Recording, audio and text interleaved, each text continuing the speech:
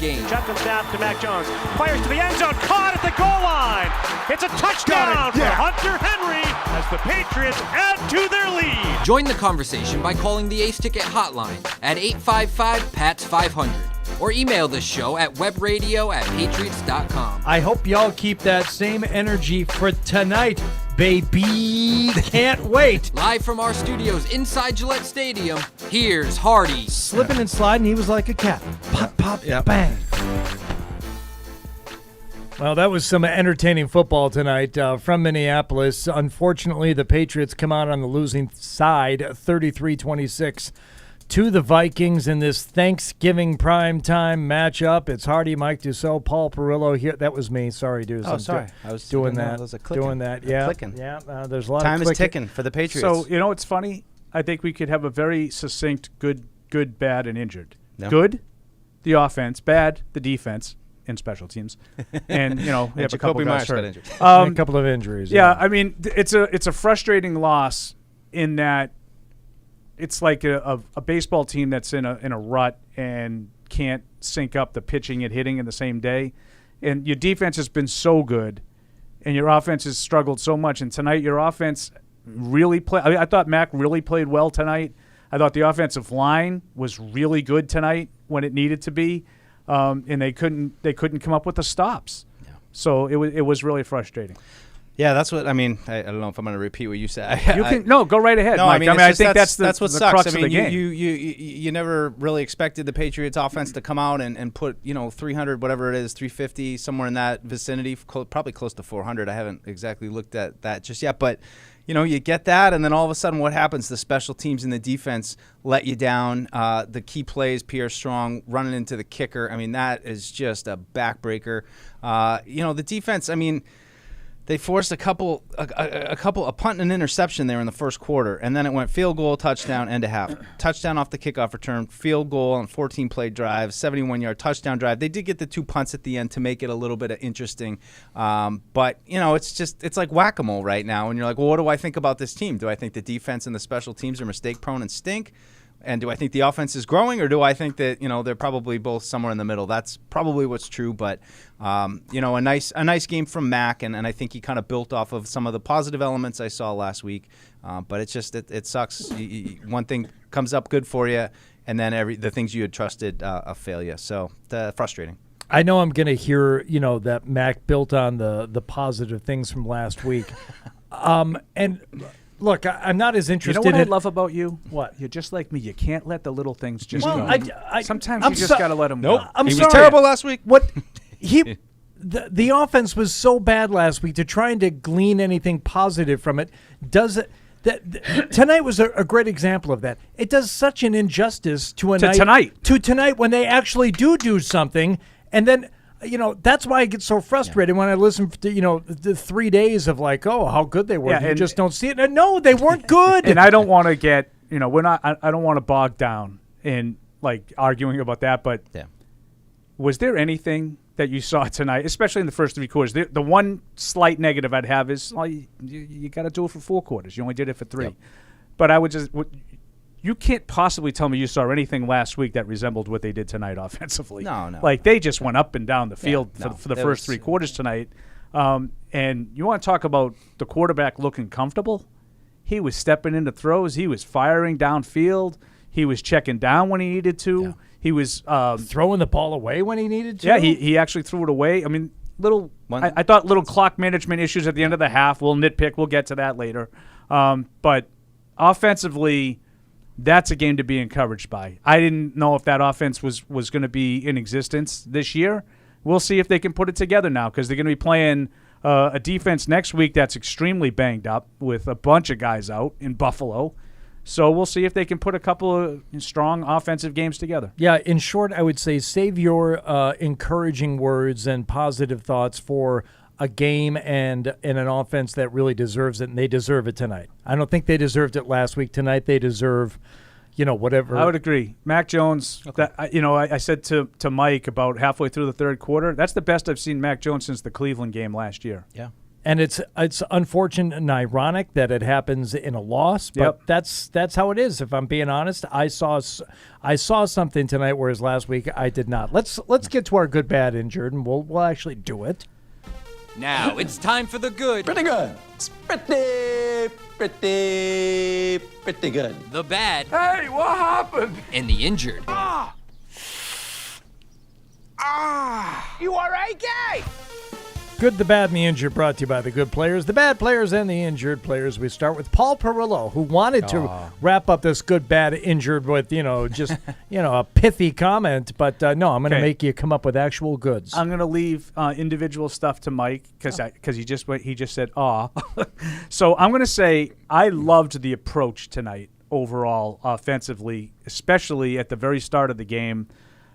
First down play actions, aggressive passes early in the game down the field. I thought that they had a good script, quote unquote, that looked good. And, wouldn't you know, first quarter touchdown of the season. I just really thought that they had some – I thought they had some planning that I saw offensively tonight. I am not Evan. I do not break this stuff down. But I saw some downfield throws early in the game. And then I saw some underneath stuff coming out in the second half, and I said to you guys out loud, it's almost like that they think they loosened him up a little bit, and now the hard play action to Hunter Henry.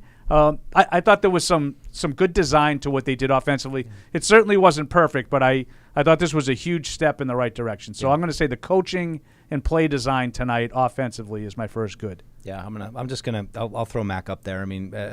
28 of 39, 382 yards, 2 touchdowns. I mean, what I liked was the continuation of last week, not putting the ball in harm's way. And, this is the second time we've seen a game Nothing where close to a turnover tonight. No bad throws. We got lucky there. I thought generally his decision-making was great. That said, still seems like third down, red zone, clutch, fourth down. I mean, you're talking about 3 of the most important phases of the game. That remains with things to be desired. But overall, I think it's going to be interesting to see how everybody reacts because this is such a head-turning kind of result. Everyone's got their narratives that the offensive coordination stinks and Mac isn't the guy. And maybe those things are true. But after this game, you can't really bang those drums right now. I only agree with the first part. I think everybody thinks they have offensive issues with the coaching. I don't think a lot of people think Mac isn't the guy. Yeah. And it's going to be interesting to see if they can get off of that stubborn perch and say, hey, last week they did a couple of different things that worked. Not enough. This week they did a lot of things that worked. Yeah. And it's going to be interesting to see if anybody ever, or if it's just, Mac just said, well, we're just going to sling it. It's interesting when they're showing the clock tonight of snap to throw, many completions under 2 seconds. Mm-hmm. Last week he was getting sacked in like 2.8 seconds. It was like, how can you expect him? How can, give the coaches some credit. They know that they're going to have some pressure on them. Because you're dealing with 2 starters missing on the offensive line. Right. Wasn't a factor in the game. Yeah. Was not a factor in the game. It really wasn't. I mean, if you want to look at, the offensive line factor, there are a couple that were in very stark relief at the end of the game, and they were from guys who have been on the offensive line all season. Trent Brown with a really puzzling, and I don't think it was his decision to go for the low block on what was a second and. Paul, you normally know these things right off the top of your head. The cut block that he tried? That led to the big sack after the 40-yard catch and run by Stevenson. It set up a 3rd and 15 or something. Yeah. Whatever it was 19. It was long yardage. But offensive line issues were not the result of, the guys who haven't been there all season. No, at least not that I saw. Like the stat book will show like 3 sacks, I think. Yeah. Something like that, but there wasn't a ton of pressure on Mac Jones tonight. No, 3 sacks, 18. I just want to piggyback off of Paul's first good, and that was, Paul talked about, the opening game plan for the offense, just the opening drive and the ability to go down and score a touchdown with the first possession. It's something that we used to take for granted around here a lot and kind of bemoan the fact that they couldn't do it again. I just settle for a touchdown at this point, and to get one on the opening drive and to show that, all right, even if that's all you've got, fine, good. I'll take that to start and to match the score and to get things started off on the right foot tonight. And I thought that was huge. I think it set a tone for the rest of the game, and it kind of proved to Mac and probably proved to the guys on offense that we not only can move the ball like I got beaten over the head with for 3 days, but we can actually get it into the end zone at the end. So I thought that was the first good that I had listed tonight. Yeah, just to note, I mean, we talked about this a little bit. They scored on the first drive of the first half and the first drive of the second half. So it's just, it's kind of a Patriots-y thing where you feel like in the past they've had a good plan, they've had a good play sequence together. So just something we haven't seen. So again, hey, there's my 2 touchdown drives, right? Like we got them. It wasn't enough, but good job by them. Just in terms of short week plan, got the ball in the end zone. All right, Paul, your next good. I will flip over to the other side and say run defense. And there's going to be a bad, that's kind of related to this, but I think Minnesota has 2 standouts offensively, and they completely shut one of them down and made the Vikings one-dimensional. It's a hell of a dimension, though. I don't think that. Yeah. I mean, they certainly devoted a lot of attention to Justin Jefferson. I don't think they set out to shut down Dalvin Cook, but they did. And I think that front has been a little bit different. I was curious to see what it would look like against a team that was a little bit more balanced. The last time they saw a team that had some balance to it was Green Bay, and Aaron Jones ran for almost 200 yards, and A.J. Dillon almost combined for 200 yards. So tonight, I don't have the numbers in front of me, Mike, do you? Yeah. Who are you looking for? Cook was 22 rushes, carries, 42 yards, 1.9 a carry, a long of 6. Yeah. Madison was 3 for 11. 27 for 57, 2.1 a carry. That's dominant at the front the front 7. So I would say run defense was a strong good tonight. Yeah, I don't know if we've talked about game plans in the past where the Patriots identify a guy, don't let him beat you unless that guy is going to beat you no matter what you game plan against. So maybe you start kind of looking at secondary guys. And in this case tonight, this would have been good pregame talk. If Justin Jefferson is going to get his, then who else do we focus on? And if they focused on Cook, as that part of the mindset, that worked. But I really can't make a case for that because they were doubling Jefferson at times, and they were, he was drawing coverage away on the last Minnesota touchdown. He drew 3 defenders with him, so maybe I'm giving him too much credit for that. But I will agree with you, Paul, that they do get credit for shutting down Cook and holding them to 40-some yards tonight. When I thought he was going for the over of 76. I mean, and point out too, the goal line possession they had, where it's like, 1st and 1 they got to stop, 2nd and 1 they got to stop. I mean, I know they got him on 3rd down in the play action, but just you like to see those things situational, backed up against the goal line, getting a couple stops on 1st and 2nd down, forcing them to 3rd.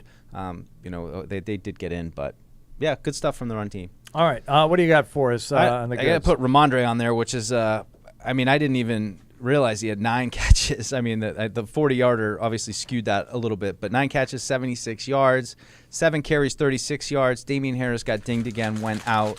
Again, a lot of pressure on Ramondre Stevenson. He's delivered, throughout this season when he's been asked to, step up, and, you haven't gotten anything out of the rookie running backs. You haven't gotten anything out of J.J. Taylor. Damian Harris has been in and out of the lineup kind of all season long. Ramondre Stevenson's he's playing like, an MVP of the team, an offensive MVP kind of a guy. So I wonder where they would be without him. I still think it's crazy to ask him to catch 9 balls in a game while also being the lead carrier. I think they need to find some balance there, and we'll see what's up with 16 touches, though, is not terrible. Yeah. But I would certainly put him on the good list. Absolutely co-sign on that, Mike. Mm-hmm. Nick Folk's got to be on the good list. He's responsible for more than half your points tonight, and I don't want to take anything away from the offense. I was so pleased to see them move the ball, and Max Knight, 382 yards and 2 touchdowns. But okay, that's 12 by my count, and that leaves 14 points, and that came on 4 field goals and 2 extra points from Nick Folk. You absolutely needed him tonight. You needed him to have a good game because, as bad as the conditions were last week, he still was not great. So give him the credit Good tonight. bounce back. Absolutely. Give him the credit tonight. They needed every single one of those, and he got every single one. He was perfect. So, and I say it like they won the game. They didn't, but no, he was perfect tonight. So he absolutely belongs on the good list, not tongue in cheek. No, he's actually there. All right. What else? Anything else you want to identify? You want to let Deuce do some of his more specifics here? Good. I have some more stuff. I would say another jolt to the offense with Marcus Jones on a kickoff return for 49 yards. Unfortunately, that was about the highlight for the special teams on the night. I'm sure we're going to get to the special teams in a later portion of this segment. But he's just electric. He finds ways, he finds gaps, and the one time that they kicked off short of the end zone tonight, he made them pay and got the ball out to midfield. It's a nice run right there. Yeah. I have one too offensively. Please. And it might come as a little bit of a surprise. I just want to give him credit for coming back into the game, and that's Jacoby Myers. Yeah. He only ended up with 3 receptions, but he was targeted 4 times, and it looked like he suffered he got banged up when he came back in, and I think the first reception in the second half, and it's like, oh, God, that looks kind of like what I totally happened. agree with you on Myers. I would, and Mike might want to block his ears, I would put all the wide receivers except for Thornton because Thornton really didn't. I think he was targeted once. But I wanted to say Aguilar, but I thought Parker, Aguilar, that's why I told him to block his ears. I thought Aguilar was very active in this game, and I know what Mike was really frustrated with one of the screens, and he did absolutely what Mike said. He ran right into the back of his blocker and kind of tackled himself for a 1-yard gain. But Aguilar 6 on 8 targets for 65 and a touchdown. Parker 4 for 80 on 4 targets. Myers 3 for 62 on 4 targets, and Bourne 3 for 36 on 4 targets. I thought the wide receivers got separation tonight. They got open. Now, I'll say that. I'm going to put them strongly on the good list, and I'll also say this is their kind of game. This is what I was blabbing about all pregame show. If not tonight, when? This was a perfect defensive scheme for the kinds of receivers they have. Yeah. They sit and find holes in zones. Oh, and by the way, Hunter Henry also 3 for 63 and a touchdown. Unfortunately, a rules technicality that we've all seen before, and I detest. To me, that's a touchdown. I detest. I know what the rule is. I know what it says, just like I knew what the rule said like 3 years ago when Pittsburgh got screwed out of a touchdown against the Patriots. Yep. I hate the rule. To me, he has the ball in his hands. He's broken the plane of the goal line. It's a touchdown, but whatever. Yeah, it's just like you would have think they wanted to draw it up originally. I mean, you saw everything that they kind of wanted to do, except with the exception of maybe the Devontae Parker contested catch that they're kind of obsessed with. But just the way the production was spread around, the big plays. I mean, I did go crazy on that one play of Aguilar, but I'm not going to blame him. I think that was more just the situation. I was getting frustrated. You didn't seem blaming him about 40 minutes ago. He kind of had Hardy and I a little bit scared. I was scared. I was focused for a minute, and then I saw that play, and it was an outburst. But, I mean, we've seen that a couple times where they throw this little swing pass to him, and, like, he just can't seem to read blockers in space. Hopefully he's okay, but production was great. Under the receiver umbrella, Ramondre, when I spoke with your guy, James White, earlier this year in a very, very intimate conversation. You had a chin wag with Jimmy White, did you? In front of about 1,000 people at Dick's Sporting Goods. No big whoop. Yeah, no big whoop. It's not pillow talk. That's right. You son of a... I said, who's going to take the job of being the running back that can, catch the passes and stuff? And he said, don't worry about it. He said, Ramondre can do it. Yeah. And tonight he did it. He had 9 catches, and I was getting a little angry because in our over-unders, I had him going over in the rushing yards, which I don't think he got. He did not. But a lot of those receptions, we've talked about it before, they're glorified runs in some cases. Not as many tonight, but I think he could have gotten those yards running too. But man, he was good. I mean, 9 catches on 10 targets. It's one of those too. Like Mike will back me on this one. I thought, I saw Tony Pollard last week for Dallas. Making all kinds of catches and runs after the catches coming out of the backfield. I really thought this could be a huge game for Stevenson. And you look and you say 9 for 76 receiving, huge game. It's all in one play, really.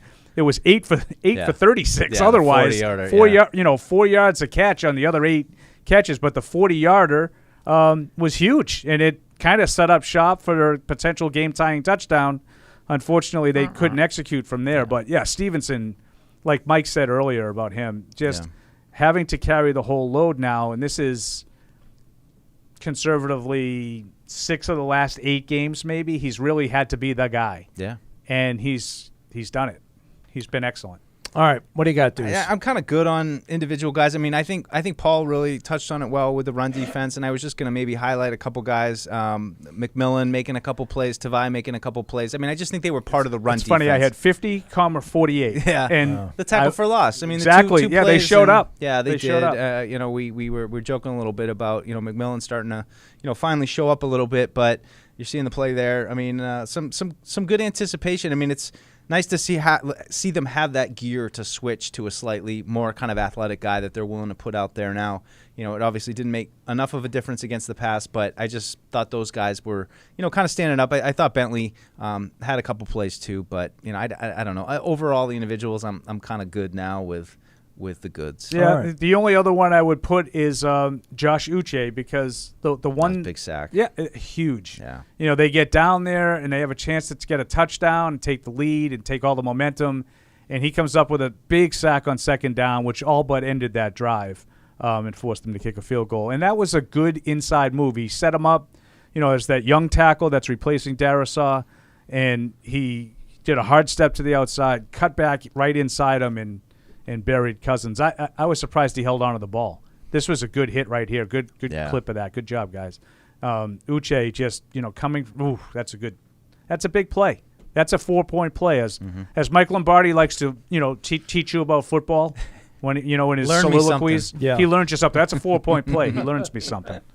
It's almost like Lombardi is getting that information, some of those talking points from someone else. Yeah. It's so strange. Like that kind of talking down to you, instructive thing. I don't know where it's coming from. We love Funny, it. he's the guy who wanted to bench Mac Jones, who threw for almost 400 yards tonight. But, I guess you can't win them all. All right, let's get to the bad list. What do we have here, boys?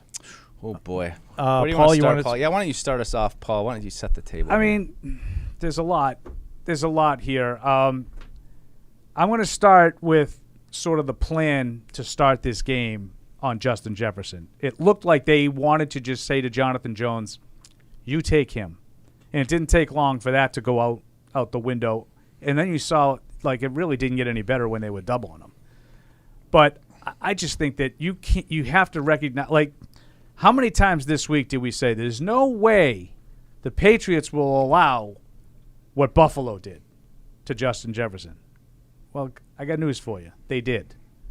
They did. He's doing it to everybody. He's that good. Yeah. He's that one of the good. 5 best players in football. He's that good.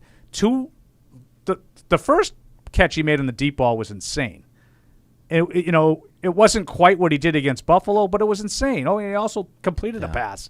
Busted that out right at the start. Am I being picky? I want to put Jonathan Jones on the bad list. Yeah. But I don't feel like that's fair. I agree with you. I don't feel like it's fair. I would put him on the bad list for the 2 face mask penalties, but not necessarily for allowing Justin Jefferson to catch all those passes. Yeah. He shouldn't have been asked to do that. And I think that this is, I don't want to say this is the chickens coming home to roost as far as the cornerbacks, but, I think everybody was on the Jonathan Jones train going into this game, and I think a lot of people would have said, I think we can roll with that, but I think it was part of the plan too. I think some of the zone coverage, it wasn't tough. And they just showed a highlight of the first deep ball. It's the immediate run by Jonathan Jones. How can he run by you? And he did it several times in the game. He ran by him. Yeah, and I'm looking at D-Mac, is he's supposed to have help, so maybe but D-Mac's coming downhill too. They're both kind of caught flat-footed and they get beat over the top. Right. Yeah. And sometimes it's like he would run by and the pass would end up being a little short and it didn't matter. He's so good, he's so strong, and the fact that he can hold on to those balls after taking big hits, I just don't know if they have the personnel to match up with him. And it makes me worry about Diggs next week. It makes me worry, about Hopkins down the road. This is just the start of this stretch of really tough receivers. And they're going to have to come up with something different to switch it up to, because they're clearly not going to be able to put Jonathan Jones on. It wasn't good Diggs, defensively tonight. Devontae Adams, et cetera, et cetera. I know they had 7 on the kick return, but this was not good defense tonight. the fears that anybody had about what happens when we face a team that can move the ball, I think this is an average offense that they saw tonight. They saw an incredible individual player, but I think overall it's an average offense. I do not see Kirk Cousins go 30 for 37 for 300 yards often like that, and 3 touchdowns. They made the Vikings look like they had one of the better offenses in football tonight. There's some concern that 8 for 15 on third down. Many of those failed third downs, were later in the game. They were, I think, 7 for 10 or something like that. So I think they went 1 for 5 on their lane. Oh, I mean, yeah, like I said, down the stretch. after those first, the punt and the interception, and they scoring drive right down to the end. And I mean, they did force a few punts at the end, like you said. But even then, like the last one is like we're just going to run the ball into the line 3 times and make sure that we give you the ball back with less than a minute left and no timeouts. Right. So even that one doesn't even count. Say hello to Pierre Strong. Come on down. You are firmly on the bad list with that running the kicker penalty, which was just an absolute killer. The play of the game. I mean, just as a rookie on a special teams play. Last week, special teams won it for you. I don't want to say special teams lost it for you because the defense had a big part in it today. But that is just a play that cannot happen, and I don't know what to say. It's been a rough year for the 2 rookie running backs. You haven't gotten anything out of them. It's one thing to get nothing. It's another thing when they're making game-changing plays that help you lose the game. It's just brutal.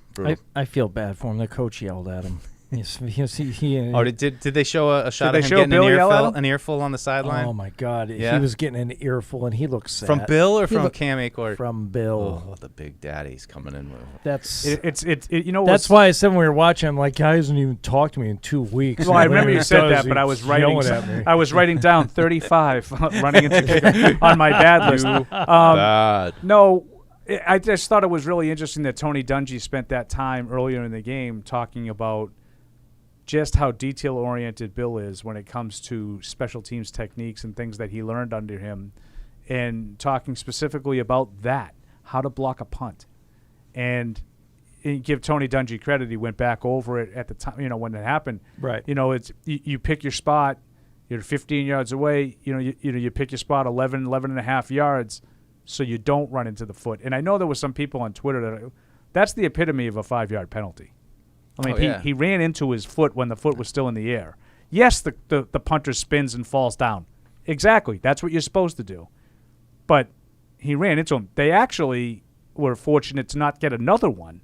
Later, I think they may have deemed that the blocker sort of knocked the guy into, I think it might have been Mitchell on the, I forget. But they kind of bumped into the punter after he kicked the ball the next time they punted, which was a hair away. So what are we doing? I agree with Mike wholeheartedly on Pierre Strong. I mean, to me, that's the play of the game. Yeah, don't try to tell me he was good, Hardy. No, I will not try and tell you that he was good. I just telling you that I feel bad for the lad. That was rough. Do you have a bad? I mean, it was the special teams. I mean, I kind of put it all into one, and it's not fair because it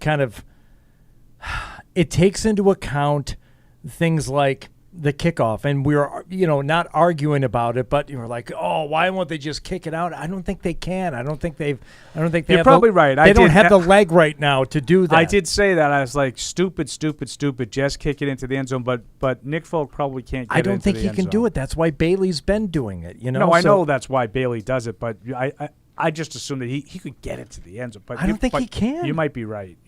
Which seems seems so strange. It's I don't know. I feel like kicking is the one thing that I can relate to golf when you're talking about football because it's such a mechanics and a mental thing, and you see folk who doesn't have the biggest leg in the league, but he kicks 45-yarders that have plenty on him. It's like, so you're telling me it's just sitting there, that, no pressure? Running up to it. Yeah, it's on a tee. There's no one coming at. You're not going to get hit no matter what happens. You're telling me you can't boot that thing he needs the even juice. To the end zone, much less out of the end zone? Yeah, he likes the juice. He needs some pass rush, some rushes coming at him. He likes that. Gets him going. Kind of thinking along the lines of, what is Bill going to think was bad tonight? The special teams are what's going to keep him up. Yeah, I think probably more than anything. I think absolutely. You talk about the Pierre Strong play. You talk about the kickoff return for a touchdown. not talked about a lot, but should be, is a 36-yard punt and a 31-yard punt from Michael Pilardi. Can't have it. Indoors, can't have it. We talked about how good he was last week with the great hang time, and Braxton Berrios was a non-factor and pinning him to the sideline. You can't have 36 and 31-yard punts indoors. Bad special teaming. Bad caddying. Poor Smoking caddying. grass. Yeah. What else, Paul? Yeah. What do you got? Me? What do you got? Well, You take one of mine. I got 2 teed. Go ahead. go ahead. You take one. I just want to pass rush.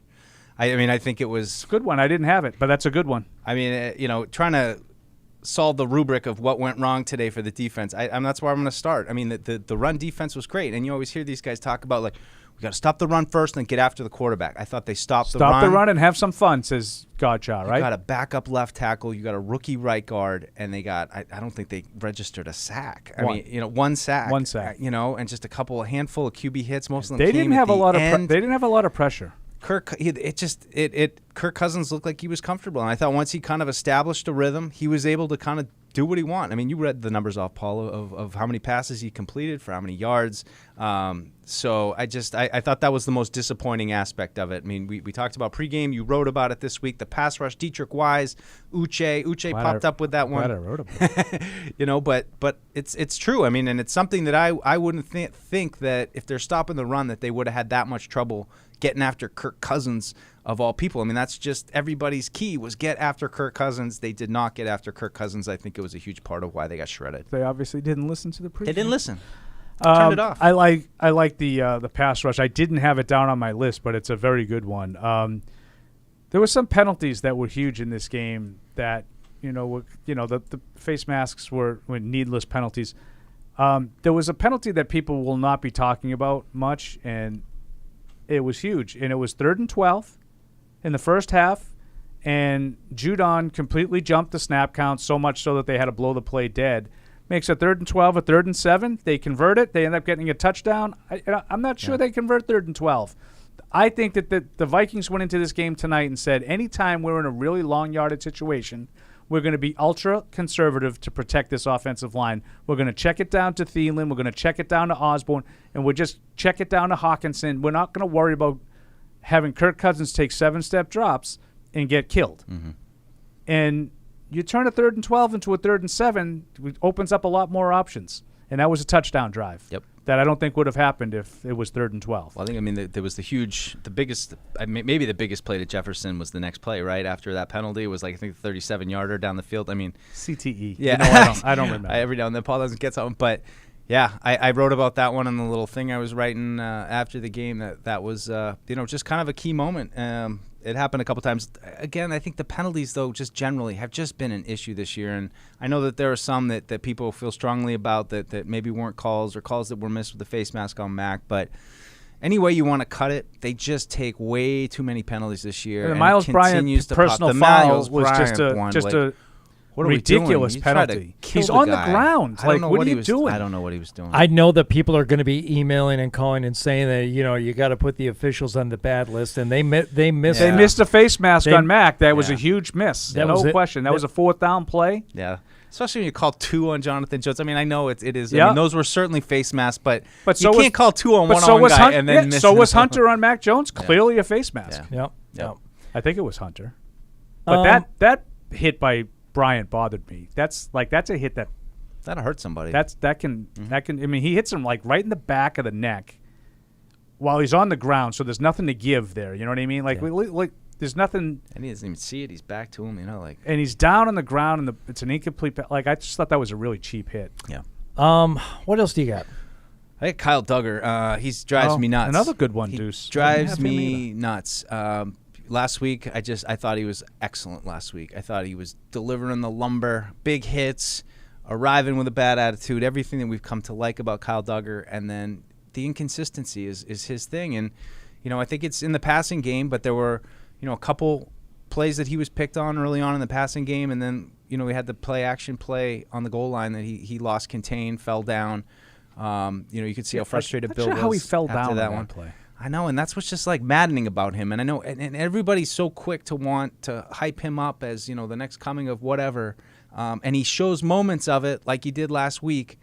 But, a guy in his third year, at this point, he needs to find some consistency against the pass. And I'm sorry, he's not going to be that superstar player that everybody wants him to be if he keeps having games like this. And it's, it's all year. This is another year. It's an inconsistent year for him. Yeah. I love his physicality, but it's he's got to improve against the pass. He's got to improve in his coverage and his recognition in those key moments.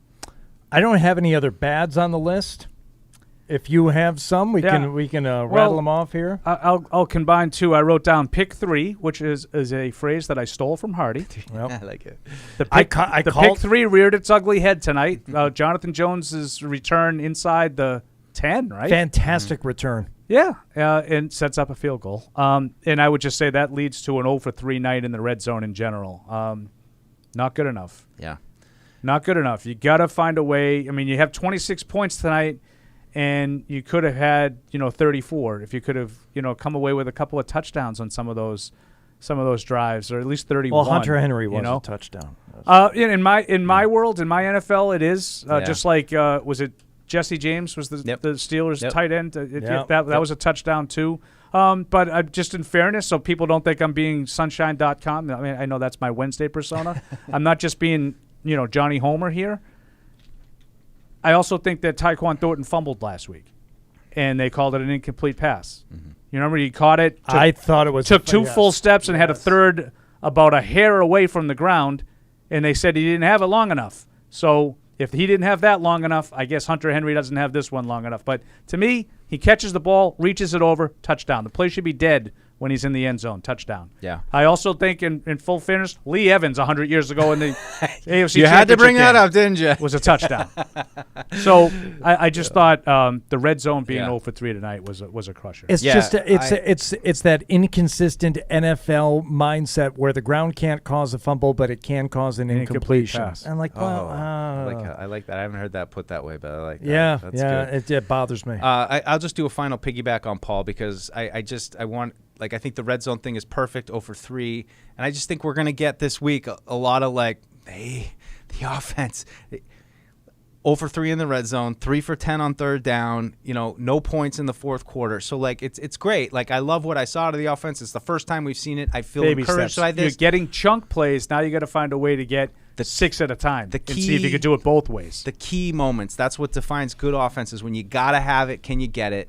I think for all, as much praise as we will heap on the offense this week, and deservedly so, they still got a ways to go when it's all on the line, and they have to have it. And I'm still not convinced that they can get it. It looked great when they were in between the 20s, and they're throwing the ball down the field great. But at some point, they're going to have to be able to make a 3rd and 12. They're going to have to be able to score a touchdown when they absolutely need a touchdown. And it's got to happen before. I mean, I think they had 2 third-down conversions on the first possession of third quarter. They didn't have any third-down conversions in the first half. So it's just not good enough in the clutch situations overall for the offense. Injuries. We've got Jacoby Myers, who left the game and then came back. Yeah. And then Damian Harris. And then Damian Harris with a thigh. We saw him limping around. Tough contract year for Damian Harris. I'm not sure where his mindset is. He's seeing Ramondre Stevenson have some success because he's been thrust into the flames, but it's disappointing. I thought Damian Harris was running pretty well. It seemed like they had a focus on giving him the ball tonight. But he's just it's been a bunch of different stuff this year for him, and he hasn't been able to stay on the field. All right. Well, let's get to the I don't know if there was anything serious with Aguilar. Yeah. But on that 4th down play where he laid out, tried to catch it, I thought he might have slammed his head. Oh, okay. But I just looking at the last drive when they had those those meaningless plays at the end. They had two big catches. One was Bourne and one was Myers. Neither one of them was Aguilar. I don't know if he was on the field. I don't remember. It's kind of hard sometimes on the TV. Yeah. Copy. Chris Mason's saying too, Damian Harris is on crutches in the Patriots locker room. That's not good. Well, we saw him. Good, Bob. They did show him limping to the locker room. Yeah, I limp all the time, but I don't use crutches because I'm not injured. That sounds like an injury. Oh, boy. Fair point. You see? But I Bring would it all say home. that let's say he has a hamstring injury, or a thigh contusion or something. It looks like front, maybe quad. It does. Quad, groin, something Groin, like that. maybe groin. If that's the best he can walk, wouldn't you want him on crutches? He's got a groin. Do you know what I'm saying? Yeah. Yeah, kind of. I mean, I don't know. Tell you guys are doing a great job. Every time we mention something, you guys have pictures of it immediately. I Fantastic. don't know how they do it. Fantastic. I don't know. I want to go It's back magic. there and find out. It's magic. Let's go. Let's talk to the people on the phones here. 855-PATS-500. A lot of emails to get to too. So let's jump in with Christian in LA on the Patriots postgame show. Hi, Christian. Going once. Going to. Oh, there you go. Now we got you. Here I am. Thankful for you guys and thankful for the Patriots on a total. But about the game, starting from the back forward, I thought terrible sack taken by Mack at the end. Hunter Henry's open on that last drive. He did really well, but you got to make that particular throw. And Nelson Aguilar, you can't pull up on a sprint out corner route. You just can't stop your route towards the end of the route, and then the ball's coming my way, and then try to make the catch. That's why you have to lay out. Two terrible plays that really, in a razor sharp game, it's that focus that makes the difference. Otherwise, you live on the special teams, you die on special teams. Bill Belichick comes into the NFL as a special teams coach. I know that's his specialty, and he's going to be just absolutely livid with the way special teams let us down tonight. Right. I agree. About our offense, it's nice to say we did something good. This is a team that let up 44 points last week to a team that the week before that only scored like 13, 14 points. So not like Dallas has been burning down the world scoring points. They scored 44 against Minnesota. We were only able to muster 26.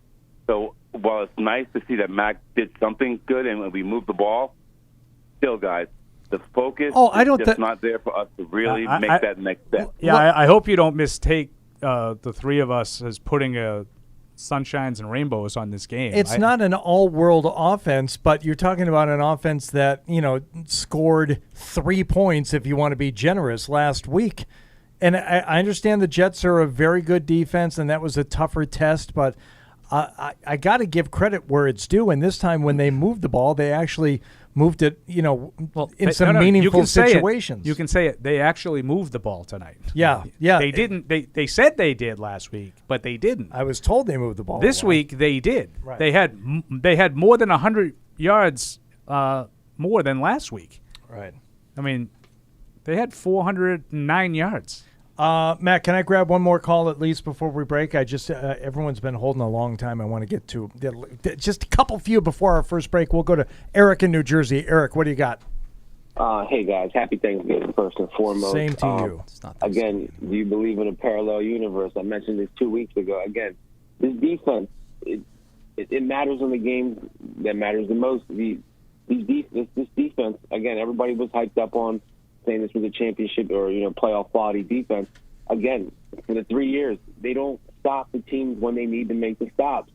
This defense continuously lets down. Again, you're stacking up W's against Sam Ehlinger, Zach Wilson. Again, when you get tested by an average quality offense, I'm on Paul's case here. This is an average offense. Yeah, they have some studs and Cook and Jefferson, but again, for 3 years now, you don't make the stops when you need to. And again, it's Duggar. He's a linebacker. He plays safety, but he's a glorified linebacker. Hearing he's a tight end killer, it's just what I got to hear all week from all these talk heads that this defense is ready to take that next step. And then the offense. I'm glad they made some steps, but I think as part of that was contributed to by the Vikings defense. I think they weren't really, putting anything on, but, I'm glad to see, guys made some plays there. But again, it just really goes back to the defense. Everybody was kind of hyping this defense. And Paul, when I hear the replays this week, I better hear you get on Fred's case about this defense. And happy holidays. Take care, guys. All right, Eric. Thank you. Challenge accepted. Turns out we were right to be more worried about the defense. Yeah. Who knew? Who knew? Steve in Miami. Yeah, I'm just curious. Did they ruin Kirk Cousins tonight? The defense? No, I don't know. He looked like he was Kevin enjoying O'Connell lose his job tonight or No, anything? No. Okay. I don't just think checking. so. I don't think so. So when the other guy can't play, against anybody. He's like a career 55% passer. He sucks and loses his job. Yeah. That's you're doing. Okay, I got it. Yeah, when they're bad, we make them look really Okay. bad. And when they're pretty good, we make them look Better really than good. they are. Yeah, a little bit better. Steve in Miami, what do you got, Steve? Hi. First of all, happy Thanksgiving. Same to you. Thanks, That was Steve. yesterday, though. It would have been a better Thanksgiving with a win. But a couple of things.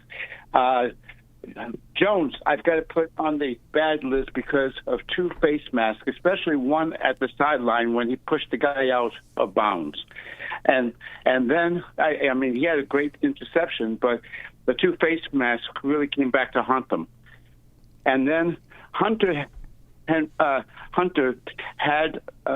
didn't go out of bounds when he saw the play, the defensive guy right in front of him, and that took time off the clock at the end of the first half. I actually meant, Steve, to talk about that sequence. I think that was worthy of being on the bad list. They did a bad job with some clock management things there, and that was one. Hunter Henry, yeah, you got a 20-yard game, but you got to get yourself out of bounds. Yeah.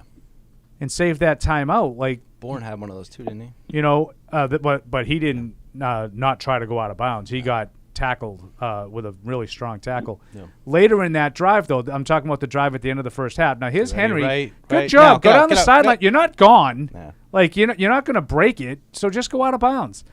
Later in the drive, Mack takes a sack for no reason, not really under pressure, gave himself up on a slide. All he had to do, they had a great view from the end zone camera, and you could see he had Parker, break into the corner, reasonably covered, but it would have been an easy just chuck it over his head, and now you have a timeout to work with. They could have run more plays down there. So, yeah, I think Steve brings up a good point with that play with Hunter Henry. All right, Steve, I appreciate it. Thanks for the call. More of your calls coming up and your emails. Are we all good? Sorry. Okay. I want to thank Cyber Reason, the presenters of the Patriots Postgame Show. Great defenders don't just play on the field. They're also protecting your company and data. Cyber Reason on a mission to end ransomware and keep your business undefeated against cyber attacks. Learn more at cyberreason.com/ransom. TouchView Interactive from the Yokers Company offers New England's leading schools and businesses technologically advanced and easy-to-use interactive displays, providing enhanced collaboration and improved student outcomes in the classroom, and an easy way to foster communication and teamwork in any business environment. Available in multiple sizes, TouchView also offers a built-in VC, allowing for easy use through video conference systems. For more information, visit okers.com. This is the Gillette Labs with exfoliating bar. The bar and the handle removes unseen dirt and debris ahead of the blades for effortless shaving in one efficient stroke. Defending against cyber attacks requires seeing in the dark, understanding and ending every threat to your organization on computers, mobile, and the cloud. It takes Cyber Reason. End cyber attacks from endpoints to everywhere. Join the conversation by calling the Ace Ticket hotline at 855-PATS-500 or email the show at webradio@patriots.com. How much hope do you have that the Patriots can go to Minnesota and win on Thursday night? Oh, they could do that, but I don't Anything think they is could beat Buffalo. possible. Live from our studios inside Gillette Stadium, here's Hardy. Webradio@patriots.com if you want to email the postgame show. Cameron says, "This is the hill I'm dying on. Matt Patricia actively sabotages the team's offense with his garbage play calling every time they're given an opportunity, an interception down inside the 30-yard line, and he calls plays like he's trying to get them backed up out of field goal range.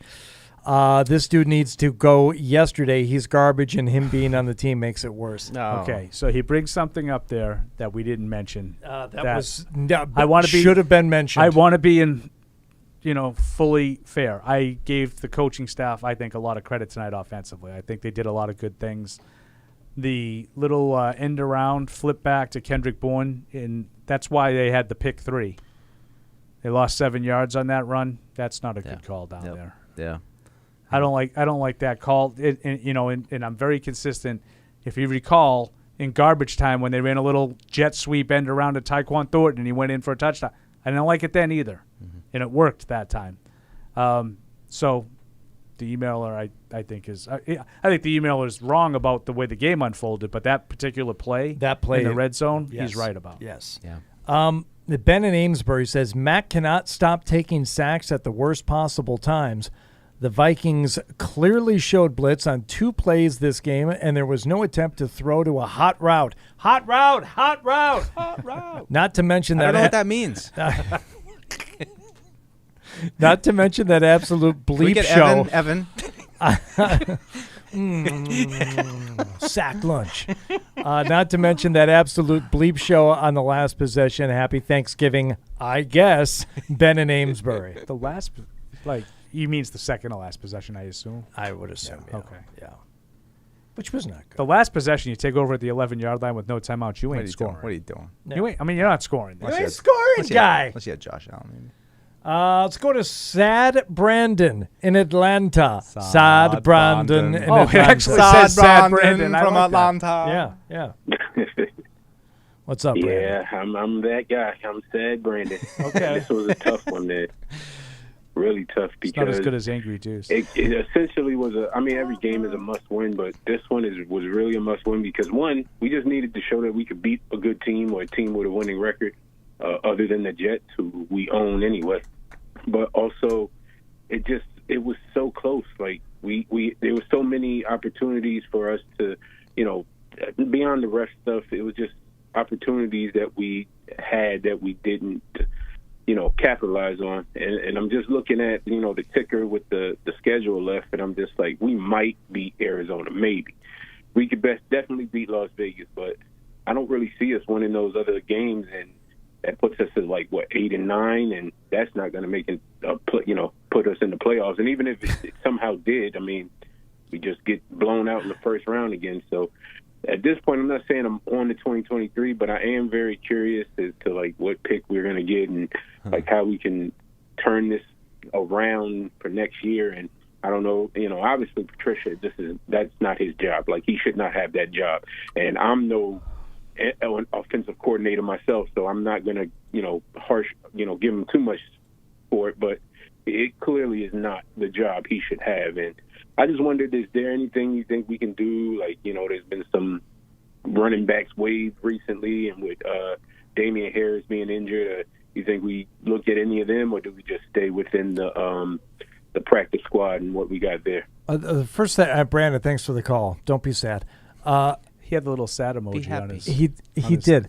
Chiron, I like that. I kind of chuckled to myself tonight as they were talking about, Matt Patricia there, you see, and that, they put his title down there, special advisor, and I said, why is he calling? You know what? It's for what it's worth, Brandon. He's not the offensive coordinator. The Patriots are getting away with this, with not having him as he's there. He's calling the plays. He's the offensive coordinator. Well, we're not going to call him that because we got a couple of reasons why we're not going to do that. So, it would be easy to remove him as offensive coordinator because technically he's not. But I have to agree with him. As encouraged as I am by watching these guys actually move the football tonight and score some points, it's still I'm not seeing enough, and that's the most I've seen. It's still not enough to make me think that, he's got this. Yeah. It turns out he's got this after all. I don't think he does. I think as we get away from this one, it's going to be more about, they kind of picked apart a soft Minnesota Vikings defense that was kind of playing soft, and then, when it came up to the moments where you got to have it and the tough plays where the good teams make them, they couldn't get those plays. Yeah. Right, the last two series.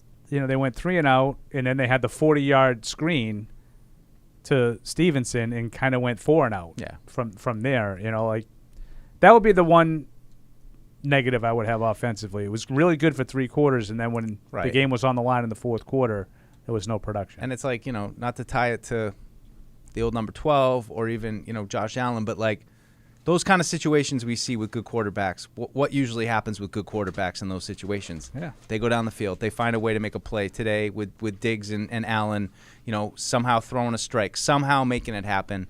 The Patriots offense still has a way to go before they can get over that hump. Ray is in Los Angeles.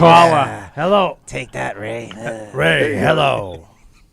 Hey guys, happy Thanksgiving. Thank So you, obviously disappointed about this game. I feel like we let this one slip away. This was winnable. So my point is about like the coaching. One of the things people, like we always say about Bill, is he takes away the opponent's strength, like he takes away the opponent's best weapon. But today it seemed like Justin Jefferson, he had his way the whole game pretty much. He made every big catch. He came up with every clutch catch. Like, was it because of coaching, or do you think Jefferson is just elite and they didn't have the guys to be able to cover him? I think a little of both. Yeah. I mean, I would absolutely start first and foremost with, yes, Jefferson is elite. Yeah. He's an elite player. I mean, some of those catches, how? Well, Ray, you said it. He did it. Now, the Patriots, did they do everything they could to prevent A, balls being thrown his way, maybe an improved pass rush, would have helped in that regard, or B, change something in coverage? Probably, but he made those catches, and more importantly, I think two of them, maybe three, he held on to the ball after he was hit. I mean, he is that elite. He is that good. Is he the best receiver in football right now? I mean, I would put him. He's one of the two or three best. I mean, it's him. It's Diggs. It's Chase. Tyreek Hill. But I think you said Tyreek Hill. Yeah, in your kind of explanation of events, Ray, I think you said the most important thing first. He made those catches. He absolutely. I didn't like the them. plan though. That's why I put it on the bad list. I thought that they asked too much of Jonathan Jones tonight. Could be. Ray, thanks for the call. Appreciate it. Jay says, happy Thanksgiving, gang. Mac had several chances to prove he can be that guy. 3 at the end. I say confidently he's not that guy. Granted, I know it's not all on him, but when you have it, you don't need other players playing their best. If he was a little athletic, he could have gotten away from the first sack of the night and convert the 3rd and 7, but instead he looked like a deer in the headlights and laid down. Just not enough. That's from Jared in L.A. I think that's a little unfair. Yeah. I just don't think it's the night to pick on Mac and say Mac's not the guy. I don't agree with the first part. Like the first part, like I don't think he had all those. I don't think he failed the way he's describing it. Now, if you think he's not the guy, like. Yeah. I don't know. That's up for debate. I would just say that on the negative side, he's had opportunities to win a game like this many times, and he's yet to do it. Yeah. And to me, like that means like I want to say that there's a stat. Hold on. I just came across this a second ago. The Patriots are 2-7 when Mac Jones throws for 260 or more yards. And you know why that is? Because if he's throwing for a lot of yards, what generally is happening? Chasing. There's points going on both sides. And he hasn't demonstrated the ability to win a shootout. My guess is the 2 wins that he threw for 260 yards are the Jets and Jacksonville last year. Right. Maybe those 2 games, maybe the Cleveland game. Yeah. Maybe he threw for 260 or more in that game. But he did have opportunities today to get in a shootout and win it. Yeah. And he couldn't do it. But I think your point, Hardy, about this isn't the night is the one that stands out to me. It's not the night. And that's why I want to say I feel a little bit re-energized about, Mac. I was, feeling down and, feeling probably similar to the way a lot of people were. I mean, they were still getting calls about Zappy. I don't think there's any need for those kind of conversations anymore. I don't know if Mac is the guy, and certainly everything Paul said was accurate in terms of the kind of game you got to win and the kind of plays that you have to make to win those games. But I thought he played well tonight. I thought he looked comfortable. Yeah. I thought he threw some balls around. I mean, it's as good as he's looked all year. Is it going to be enough against Buffalo next week? I don't know. But I think that there's something at least to build off of there that gives me a little bit of confidence that, hey, if they could just kind of find some stride in the red zone, find a way to pop some touchdowns in, it still seems like they need a play. If they the need offense a play to plays kind of like go they their did way. tonight, next Thursday night, they'll be in the game. Yeah. We're all saying the same thing about Mac, though. And, he may not be the guy, but watching that game tonight, that's not what I come away saying. Oh, he's not the guy. Right. Well, no, based on that game tonight. I might agree with your opinion, but I disagree with your premise. Right. Right. Pat in Agawam. What's going on, Cousin Patty? Aye. So I'll try and make this as quick as possible. I don't expect this team to win too many of these games down the stretch, but I like the way they competed tonight offensively, at least. And kind of like what you said, Mike. Yeah, this game sort of re-energized me with Mac, and if you can see him sort of make progress, like you guys said, convert some of these red zone opportunities into touchdowns going down the stretch, I'd feel a lot better going into next season. Because like I said, I don't see them beating Buffalo in either one of those games. And that's it. I mean, you're not going to make the playoffs if you can't beat Buffalo. And that's all. You can't lose. I will say, if you're only 2 losses the rest of the way, the Buffalo games, you're probably going to make the playoffs at 10-7. That's true. If you win every other game. Now, I mean, I agree with Patty. I mean, if you lose the 2 Buffalo games, you're probably not going to win all of the others. They're pretty good. Yeah. I mean, Arizona, Vegas, Cincinnati, and Miami. It's tough. The chances of you going 4-0 in that stretch are probably unrealistic. Stefan Diggs. No, in Germany. Calling it talk trash to me, probably. Now we know how good the Patriots D actually is when facing a halfway decent quarterback with good weapons. About as good as they were against Miami.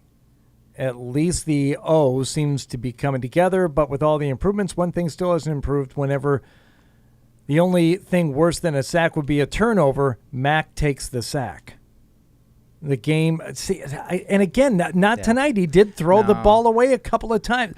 He said this game started encouraging, but started to slip away and was disappointed in the end. The 3rd and 7 sack was a bad play. That was a bad play, but he needed to find a way to do something with that and give himself a fighting chance on 4th and 7 rather than 4th and 16. Yes. It's just funny to me. Like, this is what I enjoy about sports, is that a game like this can happen, and we've got our narratives and everything we talk about all week, and then a game like that happens. It just kind of turns things up on its head.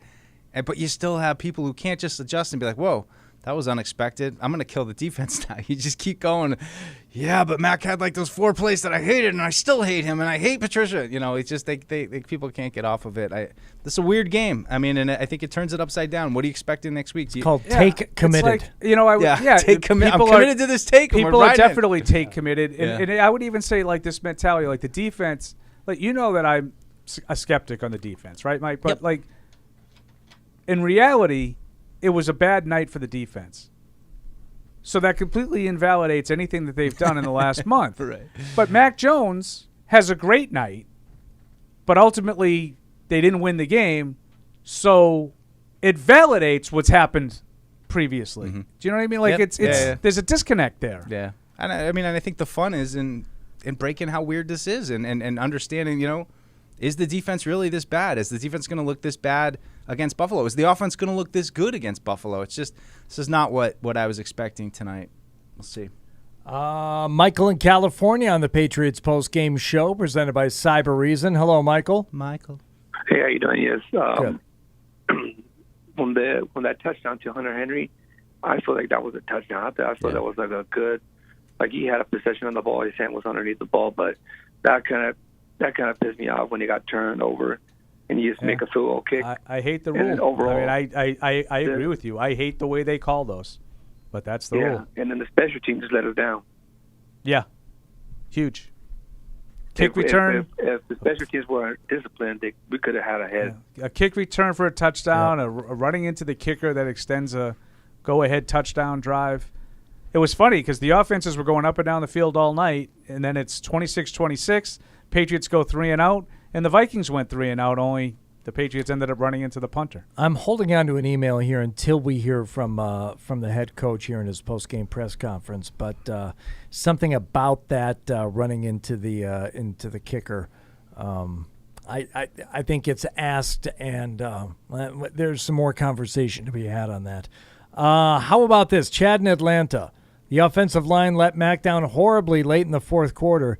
He had no chance to make a legit comeback. If he would have had any time at all to make a read and throw, may have gone into OT. P.S. Jack Jones left his man on that Thielen touchdown, by the way.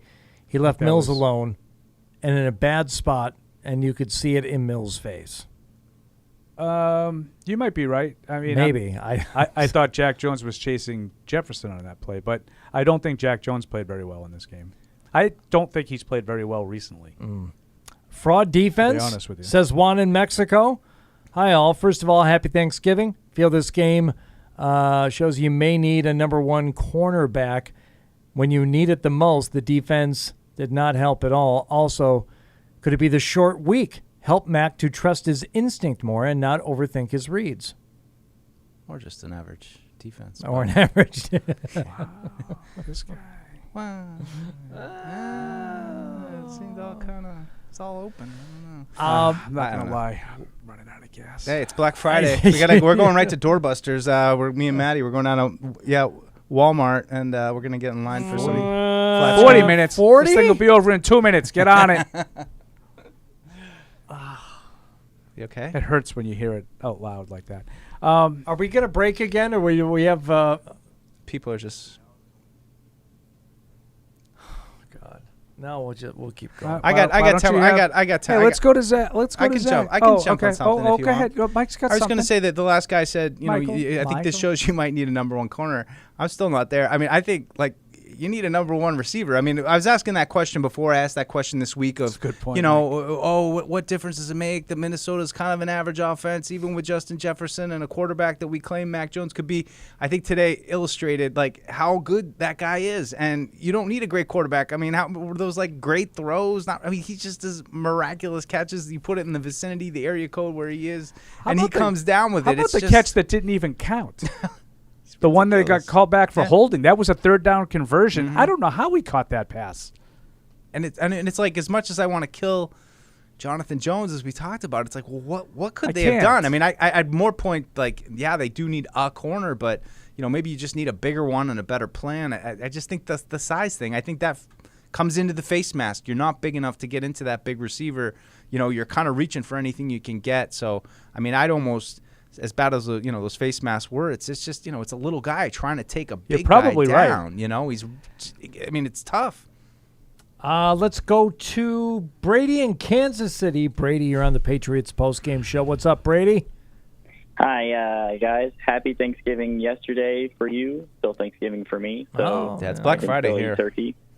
Yeah, I gotta go shopping. Let's go. So right after this. Mike kind of literally just made the point I wanted to bring up, but there was a 3rd and 9 where Mac rolled to his right and threw kind of trying to save the third down, threw to Jacoby, and it was a really tight throw. And, I know the play you're talking about. And he didn't end up with the catch, right? So I immediately thought, dang, if we had someone like Justin Jefferson, maybe he makes that catch. Maybe we get someone. And then I started thinking how similar the Vikings team and the Patriots team could potentially be, and could we be 9-2 if we had a Justin Jefferson and the Vikings would be someone like 6-5 or around even if they had Jacoby Myers instead of Justin Jefferson?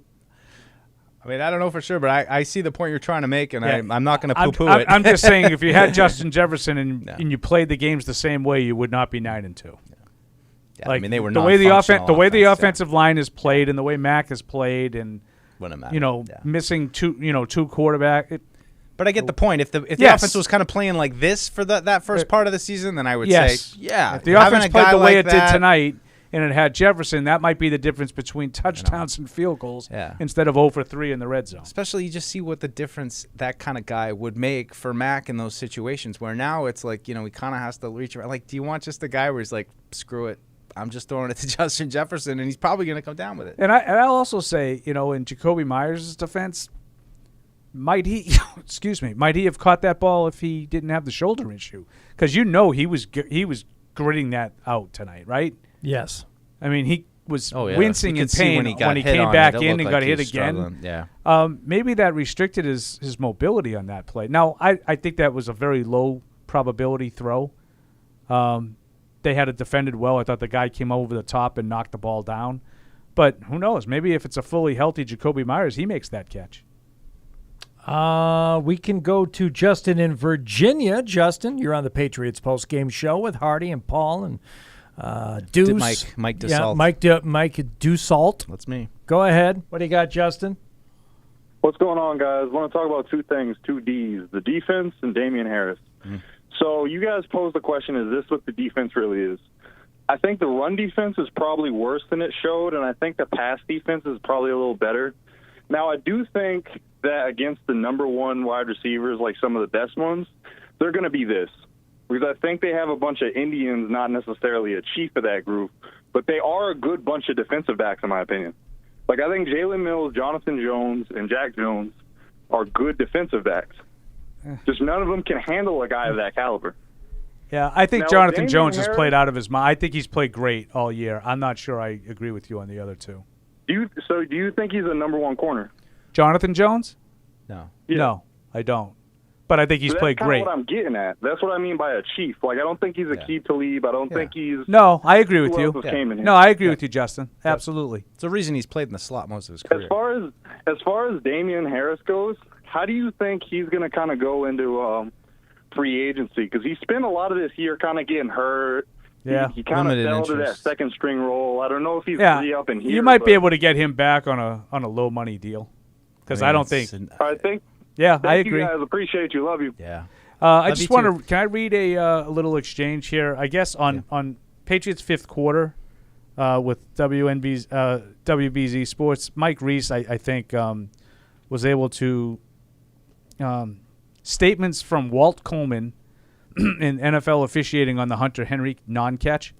He says on the overall call, he was going to the. This is a quote from Walt Coleman. He was going to the ground. The ball ended up touching the ground, and then he lost control of the ball in his hands.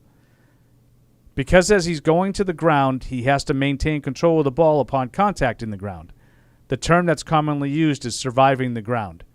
If he had maintained control of the ball with two hands, even if the ball were to touch the ground, if you don't lose control of the ball as it touches the ground, that would be a catch. So, again, I absolutely despise the rule. I think you know a catch when you see it. Yes. To me, that's a catch. But that's the way they call it, and they call it like that all the time. Mm-hmm. I hate it. Yeah. I don't want to like make this into like the ref screwed us thing, but I just feel like this also was one of those games. It just wasn't really going the Patriots' way when it goes to like the calls, Walt the Anderson, little I'm moments. sorry. Did I say Walt Coleman?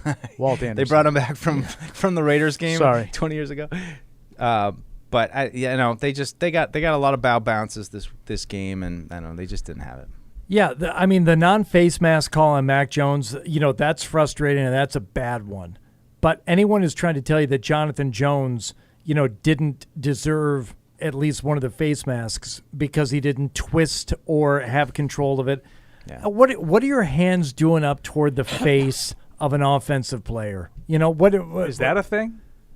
People were questioning the face mask calls? Yes, there is somebody I saw. People are complaining about everything. The first one was as blatant a face mask as you can get. Yes, but they both were. somebody on Twitter said I thought they both were too. I'll see if I can find it here. Somebody in the face mask. Screenshot the actual. No. I don't. That's where Paul draws the line. Screenshots. No, nope. I'm not being like this is not directed at you, Hardy. You cannot tell if a penalty was committed on a screenshot. You can't. No. Screenshot the rule, the official rule. No player shall grasp and control, twist, turn, push, or pull the face mask of an opponent in any direction. So you don't think he grasped it? I do believe he grasped it. I mean, how could someone argue that he didn't grasp the face mask? I don't know. The very first line of the penalty tells you that that's a penalty. Yeah. Face mask. What he did. Now, if you want to tell me that, I think it was Danielle Hunter, right? Was it Hunter or Smith? One of the ends, face masked Mac Jones. You want to tell me that should have been face masking? I'm here for that. That's 1,000% accurate. Yeah, this play right here that Mac is complaining about, he gets right there. I mean, that's a face mask. That's a grasping of the face mask. Yes, should have been a penalty. Yep. But don't try and tell me that the Jonathan Jones ones weren't. Yeah. And don't tell me that the Pierre Strong didn't run into the kicker. Right. I mean, those were the plays that cost you the game tonight. Not so much the face mask as the running into the kicker. Yeah. Nothing for nothing. Why is it I've never seen it called I can't remember a time when I've seen it called on an offensive player who is stiff-arming a defender and You gets him in the face mask. See, that's what they say, grasp and control. Like, you can touch a guy in the face. It says... But if you grab the face mask, you're going to get called for an offensive guy. I saw it happen to a Raven against the Patriots. You cannot grasp and control, twist, turn, push, or pull the face mask of an opponent in any direction. So technically, you're not supposed to push the face mask. Yeah, according to the rule. They'll let you get away with touching the face mask as long as you don't grab it in general. It Except for linemen. Linemen get called for illegal hands to the face all the time. Right, but you know what I'm talking about, Yep, though. You I see do. the offensive Yep. players do the stiff arm, and it's like, holy crap. They definitely get more leeway. Yeah. All right, now we'll step aside and we'll thank the Massachusetts Office of Travel and Tourism. Great memories are made in Massachusetts, no matter how you choose to make them. Indoors or outdoors, scenic views or city vibes, solo or family style. Whatever moves you, whatever the season, plan your perfect Massachusetts getaway at visitma.com. TouchView Interactive from the Yokers Company offers New England's leading schools and businesses technologically advanced and easy-to-use interactive displays, providing enhanced collaboration and improved student outcomes in the classroom, and an easy way to foster communication and teamwork in any business environment. Available in multiple sizes, TouchView also offers a built-in VC, allowing for easy use through video conference systems. For more information, visit okers.com. This is the Gillette Labs with exfoliating bar. The bar and the handle removes unseen dirt and debris ahead of the blades for effortless shaving in one efficient stroke. Defending against cyber attacks requires seeing in the dark, understanding and ending every threat to your organization on computers, mobile, and the cloud. It takes cyber reason. End cyber attacks from endpoints to everywhere. $1 million? For picking players? That's a lot of money, DraftKings. You know how many jokes I got to tell to make $1 million? Probably like a half of one. Take a free shot at $1 million with DraftKings, the leader in daily fantasy sports.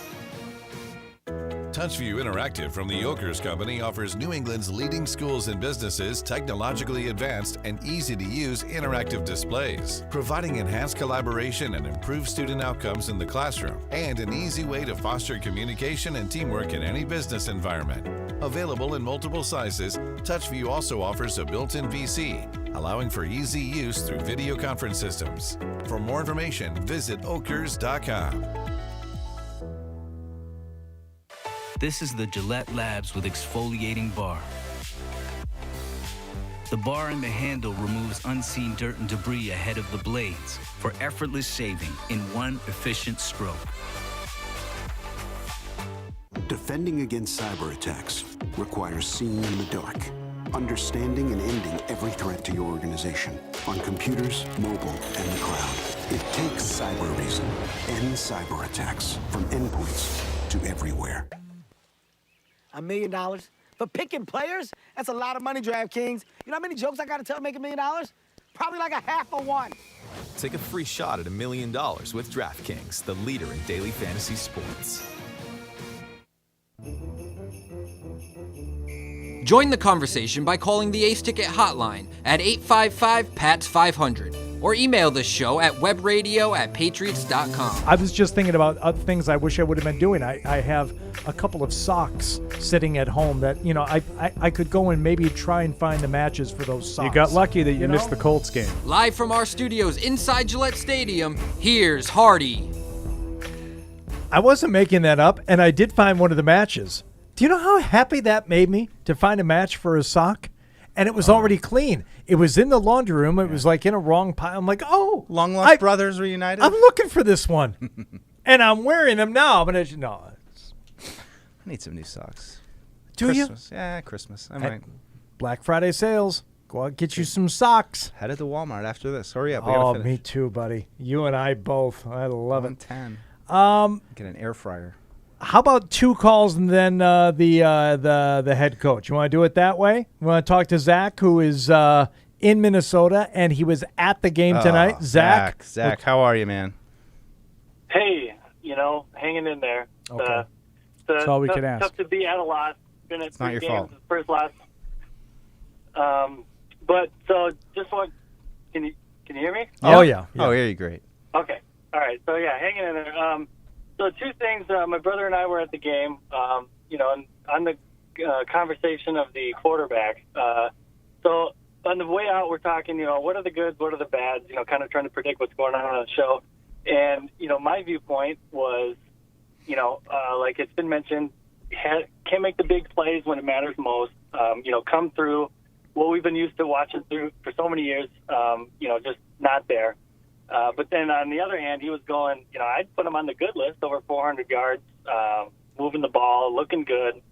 So just kind of a testament to the conundrum that's kind of been discussed. But I had one play that I just wanted to hear the opinion on right before half, where the play breaks down. Mac Jones, I believe it's third down, takes a slide. Play breaks down, takes a slide. Immediately burns the last time out. So to me, that shows me he's aware of the clock. But I thought that if that aware, could he have thrown it away and saved the timeout, and maybe we get another shot? So that's a fair just wanted second to hear, guess. If that was the correct decision or what you guys thought. No, Thank you very much. Yeah, we said it at the time, right? And then they showed us the other angle of it. I mean, Paul already talked about it, but yeah, just better awareness. Got to get rid of it. Don't burn a timeout. Yep. Will's in Hawaii. Will, what's going on? Thanks for joining us. Hey, how you guys doing? Aloha and happy Thanksgiving. Same to you. Thank you. I have been, I've been these past few weeks suffering from a certain fever that I won't get into. This game, I kind of felt that fever going away. I mean, that's excellent. He looked good. And trust me, I had the fever bad. I was actually bedridden. No, I remember talking to you during the week. Absolutely. I do. Got a certain buzz cut rookie quarterback. Just I love you, man.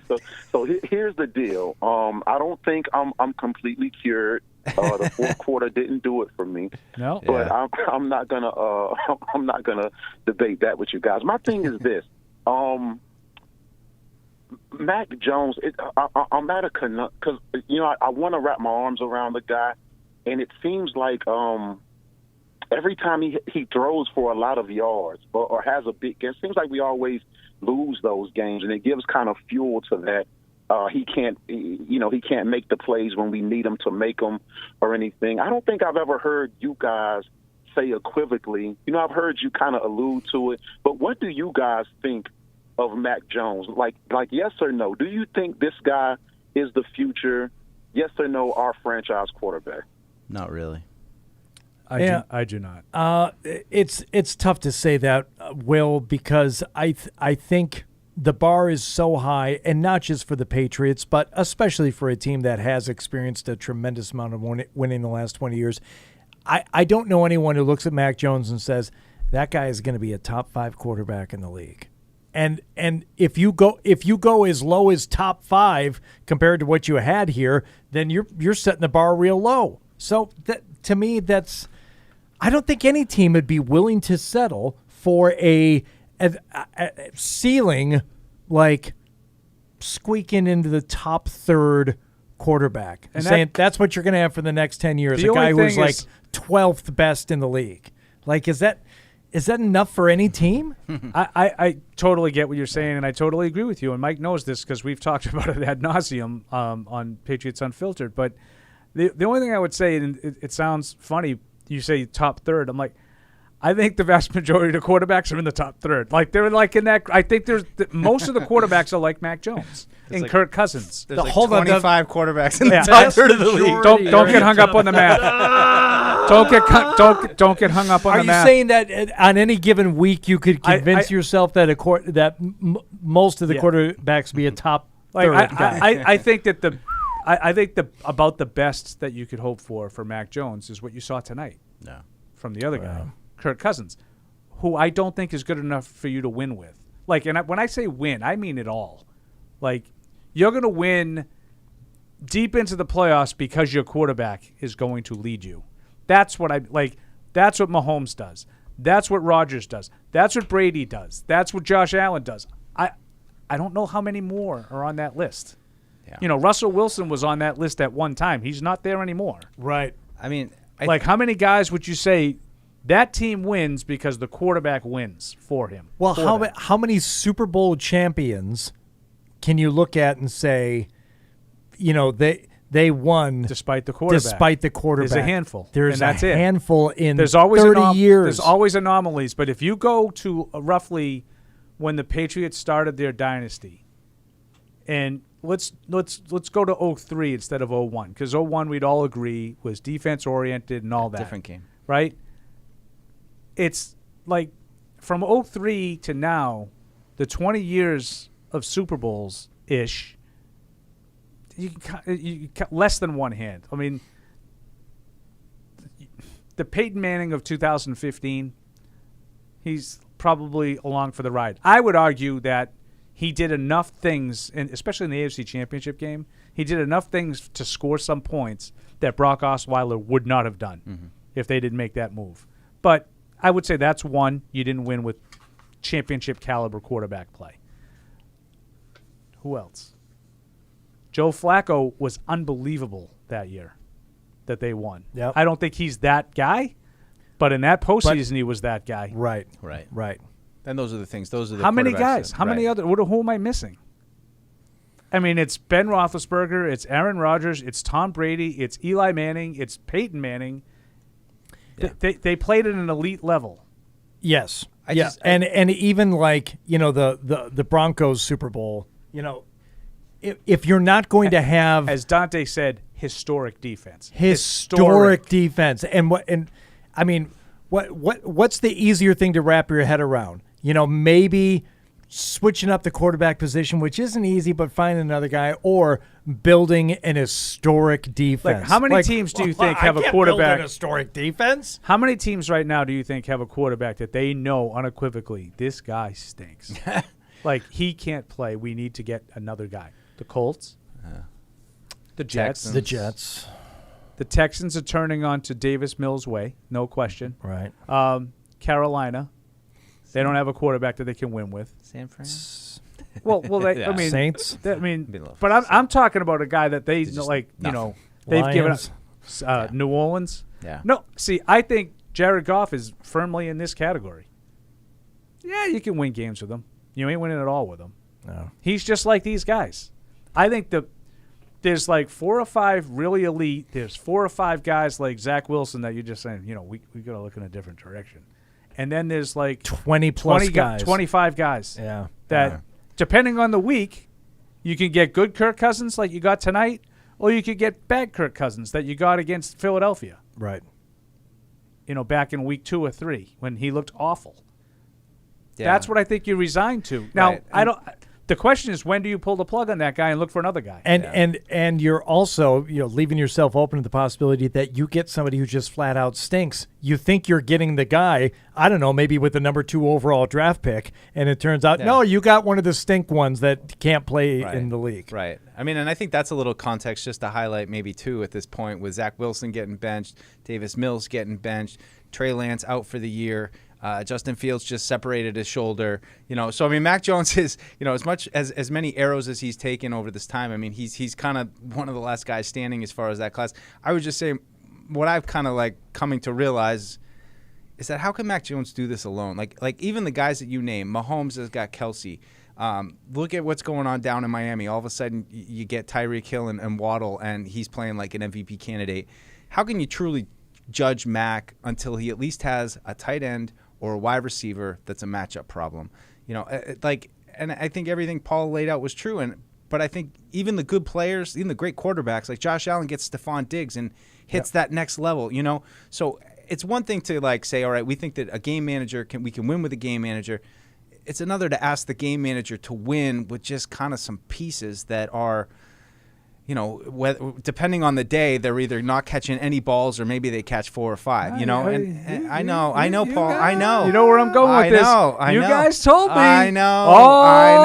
All spring. I know. I'm not worried about the offense. They got the pieces. No, you're right. I mean, but I think it's part of it is how many games. I'm kidding. Well, no, but I think kidding. you're But right. you did tell no, him. you're right. And and Fred. For me, it's it's like our caller who had Zappy fever, and he's actually saying, hey, maybe my outlook on this was not correct. But I just you can't look around the league and look at the best teams, and they all have problem weapons, and the Patriots just don't have problem weapons. And everyone says that Gronk, they had Gronk and Edelman. Those guys were problems, and as good as Brady was, they were problems. No, nobody's a problem right now, and until they get that kind of player, I don't think you're ever going to know if Matt can do what Matt can truly do or not. That said, I don't think that he's ever going to be, one of those guys. I think he could be good enough to win some games, but they need a weapon. They need a real weapon. Before we go to Bill, James in Brisbane has a question here. If the offense scores 24 to 27 points in the remaining games, how many of those games will they win? 1 to 2. 2. Yeah. And that's pretty much where he is. He says, I feel like that'd be good enough to beat the Cardinals and the Raiders. That would be my 2 that I was thinking. Yeah. He said maybe the Dolphins or Bills, depending on the weather. But here's the thing about that. If the weather impacts those teams from scoring that many points, how are you getting that many They're points? going to right. That the weather happens for both teams. Right. So I would say 2, James. And see, that's the thing that people don't talk about. Like, I don't know, like Joe Burrow, in the winter, maybe he can't throw it all over, and you can. Right. All right, let's hear from Bill Belichick after the Patriots lose in Minnesota tonight, 33-26. I'm sorry, what's that, man?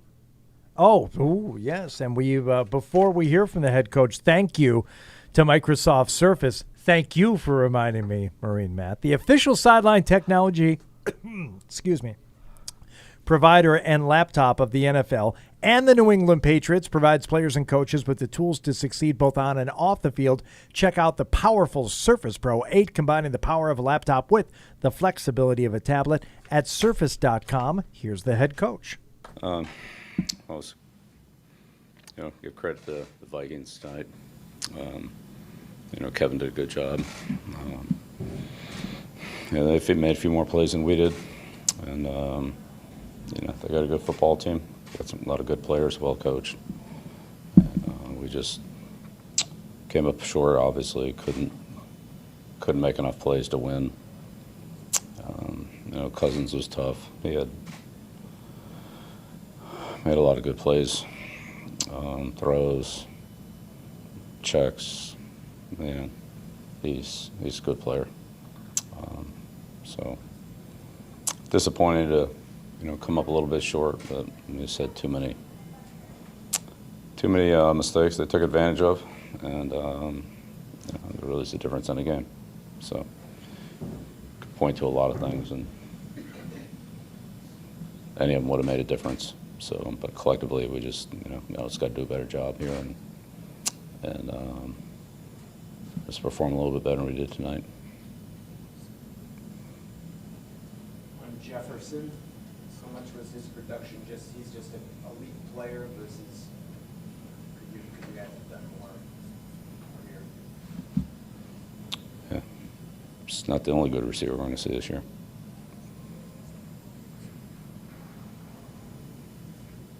Yeah, he's a good player. Yeah, no doubt about it. Really good double score coming out of the half and the start of the third quarter. I'm disappointed with the kickoff return for a touchdown for you guys. What about it? How tough was that for you? Yeah. Sends a really difference in the game. That's 7 points that end up being bonus points in the game. Yep. Did you get any explanation on the Hunter Henry catch that was overturned? Why don't you guys go to the officials with your Poole reporter and ask them about the play and let them explain it to you? Right? Like, isn't that what you do? Thank you.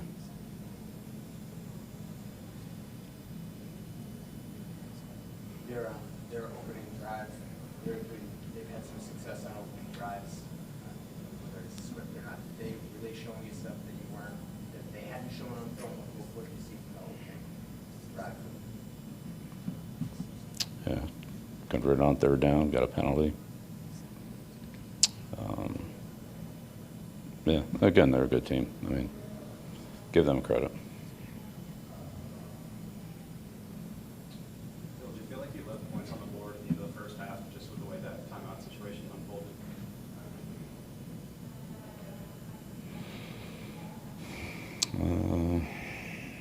don't know.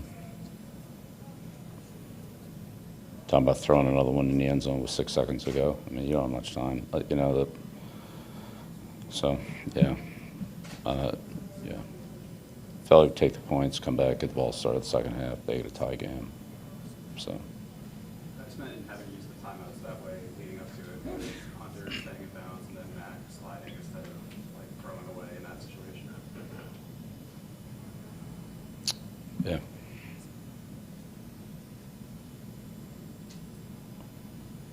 Yeah, you can second guess a lot of plays tonight, sure. What was your thought on production in the passing game? Good at times. 3 for 10 on third down. Not really good enough. Yeah. Couldn't get the ball in the red area in a couple of drives, so room for improvement. Were you surprised by some of the mistakes you guys obviously are making, that Pierre Strong running into the kicker, you know, this far into the season where it seems like you guys had a pretty good ball coming Yeah. Yeah, it's the NFL. They got good players, they make plays. We got good players, they make some plays. And yeah, I don't know.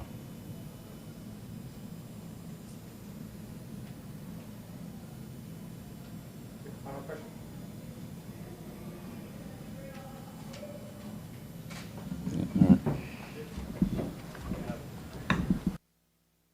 Sure, that was fun for everybody who got to attend that press conference live there in Minnesota. There's your head coach, Bill Belichick. Doesn't know, wants to go ask the Poole reporters. So, you go ask them. Yeah, go ask them. Isn't that what you guys do? Well, sometimes. Just say it as you do here. Yeah. Not in the mood to talk about that. Abel in Virginia in the mood to talk about something. Abel, what do you got for us? Patriots postgame show. What's up? Hi, Mike. Hi, Paul. No. Hey. Hi. I thought of all the losses this year, this loss was probably the worst because I think the last drive in the first half, the mistake by Henry to not go out of bounds, and the mistake by Mac to not throw away the ball instead of taking a sack and wasting a timeout. Yeah, and Bill was asked about that, and I mean, he said you can second guess a lot of this stuff. You're absolutely right. There were a couple of mistakes down the stretch there that I think you could argue cost them, you know, a legitimate chance at going again. But in totality, there's stuff earlier too. It's like you always want to put more weight on the stuff that happens toward the end of the game. I get it. It's, as Bill just said, it's the NFL. It is. We'll step aside. We'll come back. We'll hear from the quarterback, Mac Jones, here on the Patriots postgame show, presented by Cyber Reason. TouchView Interactive from the Yokers Company offers New England's leading schools and businesses technologically advanced and easy-to-use interactive displays, providing enhanced collaboration and improved student outcomes in the classroom, and an easy way to foster communication and teamwork in any business environment. Available in multiple sizes, TouchView also offers a built-in PC, allowing for easy use through video conference systems. For more information, visit okers.com. This is the Gillette Labs with exfoliating bar. The bar and the handle removes unseen dirt and debris ahead of the blades for effortless shaving in one efficient stroke. Defending against cyber attacks requires seeing in the dark, understanding and ending every threat to your organization on computers, mobile, and the cloud. It takes Cyber Reason. End cyber attacks from endpoints to everywhere. $1 million for picking players? That's a lot of money, DraftKings. You know how many jokes I got to tell to make $1 million? Probably like a half of one. Take a free shot at $1 million with DraftKings, the leader in daily fantasy sports. TouchView Interactive from the Yokers Company offers New England's leading schools and businesses technologically advanced and easy-to-use interactive displays, providing enhanced collaboration and improved student outcomes in the classroom, and an easy way to foster communication and teamwork in any business environment. Available in multiple sizes, TouchView also offers a built-in PC, allowing for easy use through video conference systems. For more information, visit okers.com. This is the Gillette Labs with exfoliating bar. The bar and the handle removes unseen dirt and debris ahead of the blades for effortless shaving in one efficient stroke.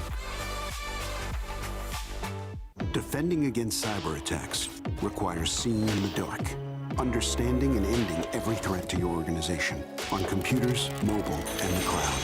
It takes cyber reason. End cyber attacks from endpoints to everywhere. $1 million for picking players? That's a lot of money, DraftKings. You know how many jokes I got to tell to make $1 million? Probably like a half of one. Take a free shot at $1 million with DraftKings, the leader in daily fantasy sports. Join the conversation by calling the Ace Ticket hotline at 855-PATS-500 or email the show at webradio@patriots.com. The punt return was 3 yards. They go to overtime. What does everybody think the outcome of the game is? Tie. So, I mean, I don't know how you can come out of that with any degree of hope. All three in sync. Like, to harmonize that. Tie. Live from our studios inside Gillette Stadium, here's Hardy. We've made an executive decision based on the quality of the Bill Belichick postgame. We will not be bringing you the Mac Jones postgame tonight. That is our Thanksgiving gift to everybody.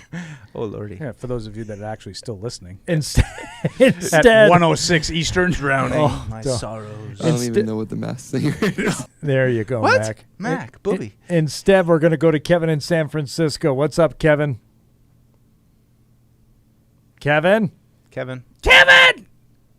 Oh, Kevin. Kevin Arnold. Oh, Kevin. Well, no excuse for Kevin. It's early out there. Shoosh. Yeah, it's like 10 o'clock. It's barely bedtime in San Francisco. I miss those days. What did we learn, boys? What did we learn about this team tonight? Football's a funny game, and you think you know things, and then all of a sudden it kind of changes. But, I mean, all things being equal, I mean, I think this result was probably about right. I mean, I think the Patriots offense actually looked competent, which is great, but at the same time, they didn't really take a big step forward as far as, you know, really in the gotta-have-it moments performing. Defense, not up to snuff today. Special teams making critical mistakes. Those are the things I think that are going to bug me the most as the week goes on. But just setting the stage for a huge game against Buffalo, who you haven't forced to punt in 2 games, so we all know what's on the line and what that game's going to mean. I think Mike has a good summation. I would say I'm going to answer your question, Hardy, with like sort of a negative. It's more of what I didn't learn. Okay. And however you want to describe it, shootout, high-scoring game, whatever. Back and forth? You know, they continue to not have the ability to win that game. So it's not necessarily. I didn't learn anything because they haven't won. I think they're 0-8 or 0-9 now in the Mac era when allowing more than 25 or more points. That's the number. So like that's. Unfortunately, we didn't find out that they could break that trend tonight. Gotcha. I don't know if we learned anything. Like, No. I think it's just a continuation of what we've seen. But I find it interesting, Mike said, you know, it seems about right. Almost like, you know, you could have predicted it would go this way. No, I mean, but you didn't. No, because You I did. have it right here. What was your final score? Hold on a second. Because I had the under. Deuce had him winning the Yeah. game, I did too. 1917. I did too, and I had it lower scoring. I didn't know the refs were going to screw us. I'm sorry. Good, Mike. I had the. Fred will be proud of that. I had Minnesota winning by 6. What was the score that you had? Don't worry about it. Well, they won by 7. 19-13. You Okay, lose. so I didn't lose. I won. You lose. I'm the big winner. Good day, sir. You will lose. Get ready for more primetime fun. We're going to do it again a week from tonight. Can you imagine what we're going to be like after that Raiders game? That's got to get flexed out for us, bro. Yeah, We'll bro. be fine. We'll be fine. I can only imagine what Cincy, next week Tampa. is going to be like. We got donuts and shellfish. Thank you to everybody. Great job, as always, everybody here on the Patriots pre- and post-game show. And as I said, we will meet back here Thursday, let's say 6 p.m. That's not good for me. Okay, well, Got a whatever concert. is good for you, you let us know, and then we'll do it then. Final score for the final time, Patriots 26, Minnesota Vikings 33. Thank you for listening and watching. That's for you, Paul. Thank you for downloading this podcast. Subscribe on Apple, Google Play, and everywhere else you listen. Like the show? Please rate and review us. Listener comments and ratings help keep us high in the podcast rankings so new listeners can find us. Be sure to check Patriots.com for more news and more podcasts.